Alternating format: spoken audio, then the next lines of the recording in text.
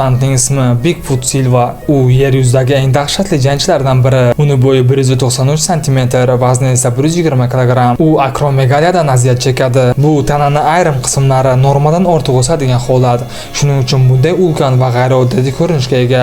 Gigantlar bilan jang qilishni yaxshi ko'radigan Fyodor bu bilan ham jang qilmay qolmadi. Boshida yo'q, face to face vaqtida braziliyalikning gabaritida ustunligi ko'rinib turardi. Jang to'g'ridan-to'g'ri hamla bilan boshlandi va Bigfoot bu yerga Fyodorni yengish uchun kelgandi. Hamma jihatdan ustunlikka ega raqibni qanday yengish mumkin? Fyodor ham buni bilmasdi, lekin u hamma narsani xavf ostiga qo'yib, Antonio Silvani chirog'ini o'chirishga qaror qildi. O'sha kuni muxlislarga rostdan ham omad kulib boqdi. Jangchilar turib ham jang qilishdi, yerda ham kurashda ham a'lo darajada jang ko'rsatishdi.